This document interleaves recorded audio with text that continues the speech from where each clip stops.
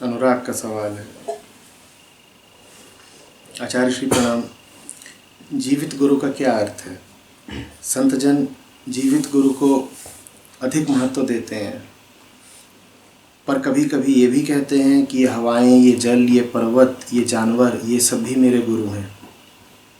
आप भी कहते हैं कि ये तुमने क्या कर दिया, तुमने मुझको भी शरीर तक ही सीमित कर दिया।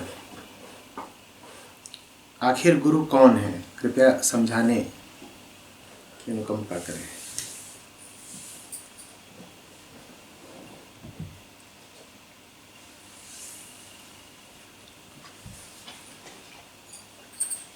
गुरु कौन है ये समझने से पहले ये जानना होगा कि तुम कौन हो,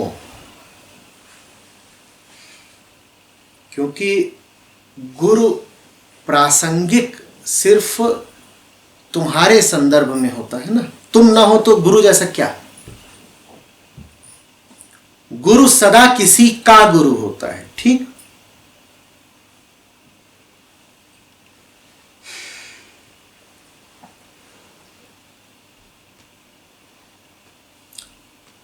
शब्द की भी अगर विवेचना करें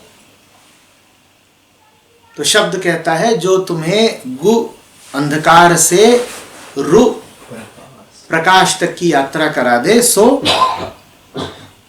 गुरु है।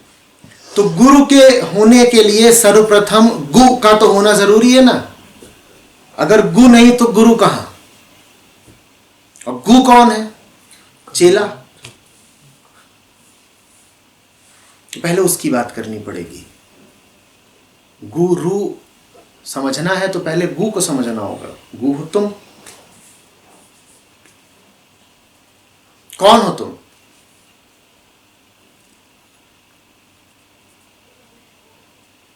एक वृत्ति मात्र हो तुम। वृत्ति, टेंडेंसी, कोई पदार्थ नहीं तुम। एक भाव हो तुम, एक झुकाव हो तुम, एक धारणा हो, एक मान्यता हो, कह सकते हो कि एक जिद हो तुम। ये तुम हो।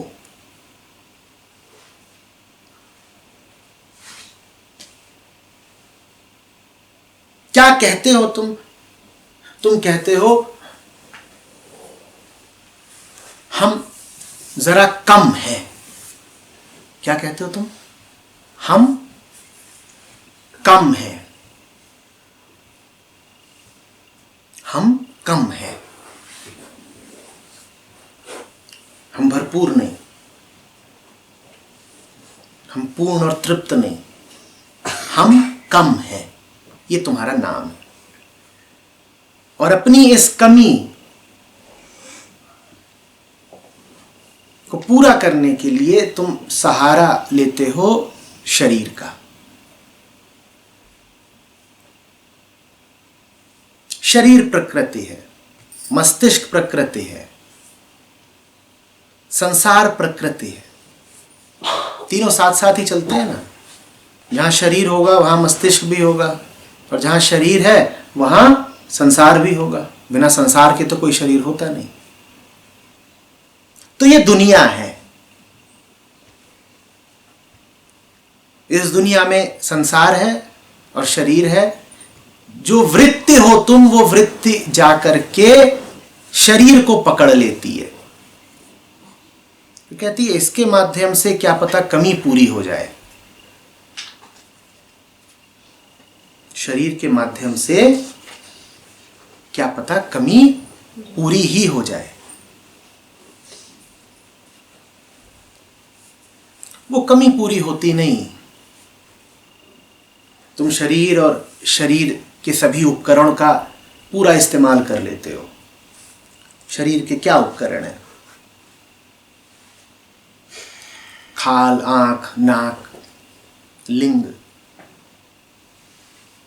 और ये खोपड़ा जिसमें स्मृति, बुद्धि इत्यादि बैठे हुए हैं। तुम इन सब का पूरा इस्तेमाल कर लेते हो। सोचते हो कि वो कमी किसी तरह से हटे।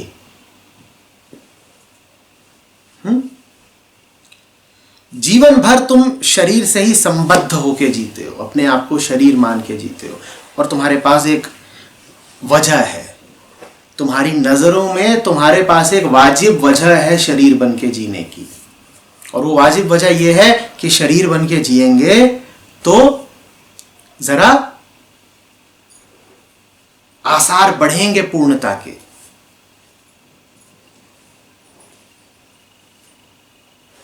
क्योंकि सब अनुभव किसके माध्यम से मिलने हैं?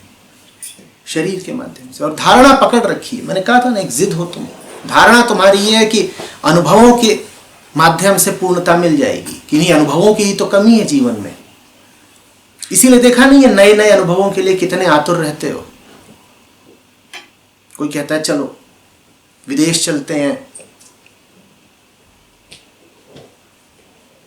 पेरिस घूम के आएंगे, मॉरिशस जाना चाहता है, कह रहे हवाई चलते हैं। तुमने कभी देखा है कि जानवर अपना बंधा बंधाया दायरा छोड़ करके बहुत दूर जाते हो अनुभवों की तलाश में? हाँ, रोटी पानी की तलाश में भले चले जाएं, पर अनुभवों की तलाश में देखा है? क्योंकि उनको ये जिद ही नहीं कि नए नए अनुभवों के माध्यम से उन्हें तृप्ति मिल जाएगी। आदमी कोई बड़ी जिद है।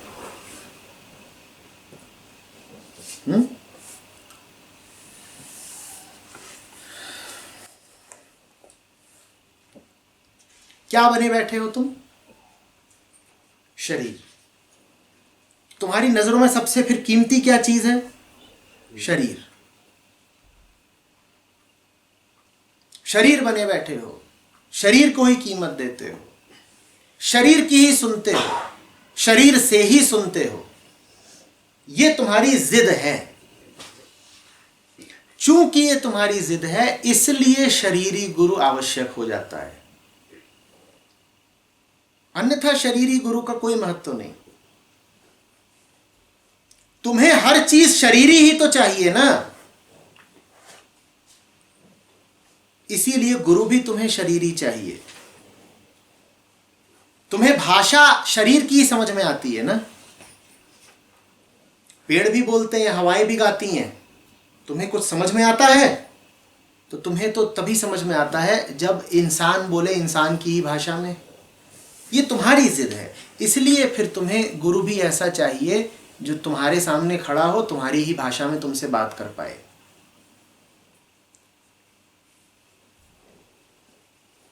परम तत्व तो सर्वत्र विराजता है, उसी का प्रसार है। पर कहो, इस कमरे में बैठे हो तो मुझसे सीख रहे हो या इन पर्दों और दीवालों से? जल्दी बोलो। तो बस इसी से स्पष्ट हो जाएगा कि शरीरी गुरु क्यों चाहिए। इसलिए नहीं कि परमात्मा पक्षपात करता है, इसलिए क्योंकि तुम पक्षपात करते हो। ऊपर वाले की जिद नहीं है कि गुरु कोई देही आदमी ही हो सकता है, ये तुम्हारी जिद है। तुम्हें शरीर से बड़ा मोह है, बड़ी आसक्ति है, तुम्हें शरीर से बड़ी आसक्ति है, तो फिर तुम सीखते भी किसी ऐसे से ही हो जो सशरीर हो, नहीं तो तुम सीख नहीं पाओगे। तुम्हारे सामने चींटियां और कबूतर हो, बोलो सीख लेते हो? सीख लेते हो क्या? सीखा जा सकता है, पर तुम सीख लेते हो क्या? तुम तो नहीं सीखते ना। इसलिए शरीरी गुरु चाहिए। जिस दिन तुम ऐसे हो जाओगे कि चांद तारों और हवाओं से भी सीखने लग जाओगे, उस दिन तुम्हें शरीरी गुरु की जरूरत नहीं पड़ेगी। पर वैसे तुम तब हो जाओगे जब तुम्हें अपने भी शरीर से बहुत आसक्ति नहीं रहेगी। जिस दिन तक तुम्हें अपने शरीर से बड़ा मोह है, अपने शरीर को बड़ा महत्व देते हो, उस दिन तक तुम चांद तारों से कैसे सीख लोगे? और चांद तारे तो फिर भी साकार है, उस दिन तुम निराकार सत्य से सीधे कैसे सीख लोगे? अभी तो तुम अपनी पहचान ही बताते हो कि मैं साकार हूं, ठीक? तुम्हारी क्या पहचान है अभी? मैं साकार हूं। इसीलिए मृत्यु तुम्हारे लिए कितना बड़ा डर है ना? कहीं मर ना जाए। मरने पे क्या मरता है? आकार ही तो मरता है ना। तो जिस दिन तक तुम मौत से घबराते हो, उस दिन तक तो तुम्हें सशरीर ही गुरु चाहिए। जिस दिन तुम ऐसे हो जाओगे कि मौत तुम्हारे लिए एक मजाक रह जाए, उस दिन तुम खाली आकाश से और बंदर से और बहते पानी से और मौन से और सन्नाटे से भी सीख लेना।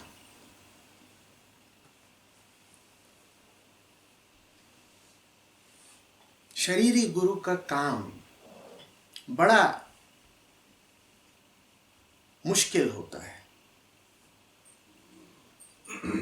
उसे कांटे से कांटा निकालना होता है। तुम्हारा मूल कांटा ही यही है कि तुम्हें पदार्थ से, देह से, संसार से बड़ा मोह है। और शरीरी गुरु खुद तुम्हारे सामने क्या धारण करके बैठा है? देह। तो तुम उसकी समस्या समझो। एक देही आदमी को तुम्हें यह सिखाना है कि देह महत्वपूर्ण नहीं, कांटे से कांटा निकालना है। तुम्हारे सामने कोई खुद देह लेके बैठा हुआ है और वो तुमको सिखा क्या रहा है? देह से मोह छोड़ो। कितना मुश्किल काम है। इसीलिए शरीरी गुरु और आवश्यक हो जाता है। वो देह धारण करके तुम्हारे सामने आएगा, क्योंकि देह लेके ना आए तो बड़े जिद्दी हो तुम, उसकी सुनोगे ही नहीं। देह से तुम्हारी आसक्ति छुड़ाएगा, और जब सब पदार्थों से तुम्हारी आसक्ति छूट जाएगी तो तुम पाओगे कि एक आखिरी पदार्थ है जिससे तुम्हारी आसक्ति बची हुई है, बल्कि और दृढ़ हो गई है। वो कौन सा आखिरी पदार्थ होता है? वो गुरु की देह होती है। अहम कुछ ना कुछ तो पकड़ना चाहता है। जब उससे सब कुछ छूट जाता है तो आखिरी चीज पकड़ता है गुरु। कहता है अब इनको तो पकड़ ले। कहते हो ना, धन धन गुरुदेव तेरा ही आसरा। अब सबको छोड़ दिया तो आखिरी यही बचे, इनको पकड़ लो। तब गुरु को अपना आखिरी काम करना पड़ता है। वो कहता है अब सब छोड़ दिया है, मुझे भी छोड़ो, हटो। और तुम चीखते चिल्लाते हो, फिर कहते हो दगाबाज, धोखेबाज, बेवफा। इसके भरोसे हमने पूरी दुनिया छोड़ी और अब ये छोड़ के चल दिया। तुम बड़े से बड़ा आक्षेप लगाते हो। देखते हो ना कितनी बड़ी तोहमत है कि तुम्हारे लिए हमने पूरी दुनिया छोड़ी, अब तुम ही हमें छोड़ के चल दिए। अब ये तो उसे करना पड़ेगा। आखिर तक भी उसे शरीर चाहिए। क्यों चाहिए? ताकि जिस हाथ से तुमने उसको पकड़ लिया है उस हाथ को वो छुड़ा सके।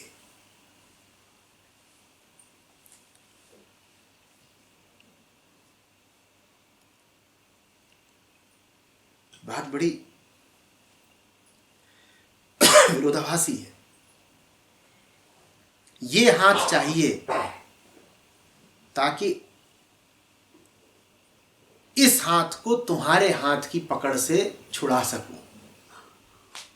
शरीर नहीं होगा तो कैसे होगा?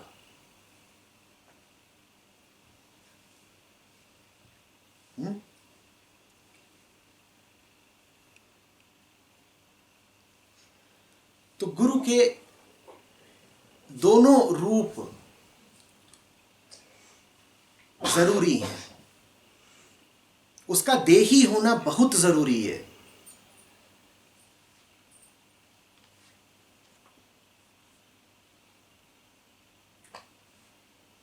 उसका तुम्हारे मन को समझना बहुत जरूरी है।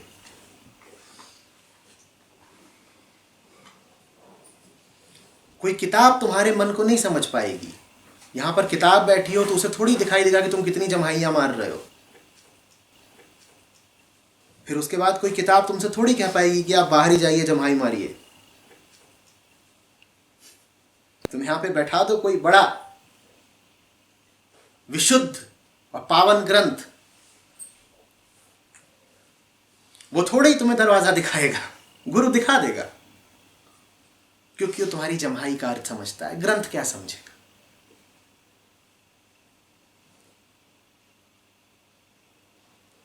तो गुरु का देही होना आवश्यक है। और फिर गुरु को ही ये सतर्कता रखनी पड़ती है कि जैसे तुम तमाम देहों से आसक्त होते हो, कहीं तुम गुरु की देह से भी आसक्त ना हो जाओ, गुरु के व्यक्तित्व से ही कहीं जुड़ ना जाओ, वो आखिरी बात होती है।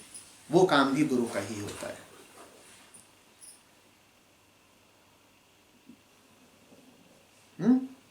तो मैं दोनों बातें कहता हूं, इसीलिए मैं ये भी कहता हूं कि जैसे तुम हो, जो तुमने अपनी हालत कर रखी है, उसमें तो तुम्हें कोई सशरीर ही चाहिए। क्या सदा कोई चाहिए शरीरी गुरु? नहीं, सदा नहीं चाहिए, सबको नहीं चाहिए। ऐसा हो सकता है किन्हीं परिस्थितियों में, एक विरल संभावना यह है कि कोई बिना जीवित गुरु के भी बोध को उपलब्ध हो जाए। ऐसी संभावना है, पर वो संभावना न्यूनतम है। लाखों में किसी एक के साथ ऐसा हो सकता है कि उसे जीवित गुरु न मिले तो भी वो बोध को उपलब्ध हो जाए, ऐसा हो सकता है। अधिकांश लोगों के साथ ऐसा नहीं हो सकता। तो आवश्यकता है, ये पहली बात है। और दूसरी बात, गुरु के लिए आवश्यक है कि वो देह धड़ के सामने आए, और शिष्य के लिए आवश्यक है कि वो गुरु को देह न समझे। अभी बात फिर तुमको अटपटी लगेगी, पर समझना इसको। गुरु के लिए जरूरी है कि वो देह धरे, क्योंकि देह नहीं धरेगा तो तुम्हें देखेगा कैसे, तुम्हारे कान कैसे खींचेगा।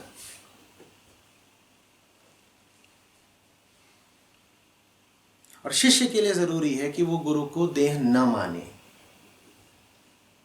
क्योंकि आखिरी बात तो यही है कि देह में क्या रखा है दोस्तों।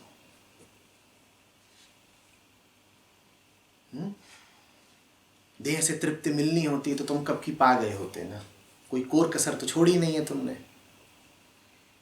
जितने तरीकों से तुम शरीर का इस्तेमाल करके अपने आप को प्रसन्न कर सकते थे, तुमने कोशिश तो पूरी करी ही है। कुछ मिला क्या? तो आखिरी बात तो यही है कि पदार्थ से, शरीर से, इनकी आसक्तियों से आगे बढ़ना है। गुरु को देह नहीं मान लेना है। इस पहली और दूसरी बात को अगर एक बात बना के कहूं तो वो ये होगी कि गुरु की देह बस एक साधन है। गुरु का जीव भासित होना बस एक साधन की बात है। गुरु के शरीर को एक साधन मानना, अंत नहीं, साध्य नहीं है। साध्य तो वो है जो निराकार है, साधन वो है जो साकार है। ठीक।